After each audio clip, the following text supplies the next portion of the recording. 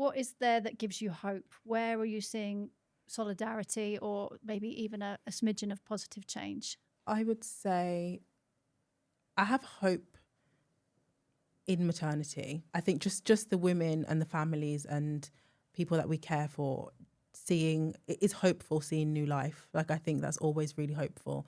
Although sometimes the circumstances are really challenging, really stressful, I think that gives me hope in just in the future. And then I'm so happy that I'm part of the RCM, and I really have had so many wonderful opportunities, and I get hope seeing how things are that they're putting in efforts to change things and improve the working conditions of midwives. So I get hope from there, and I just hope that it continues as well.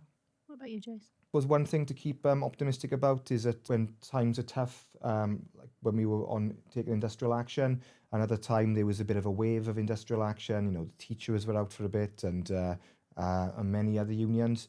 And for me, I remember finding it quite uplifting that even though it was a struggle and people were really kind of up against it, you know, we all stood together, and it was like, you know, so many good rallies we had, and it was just uplifting that, you know, the old catchphrase, and unity is strength, and when we all stand together, we're much stronger.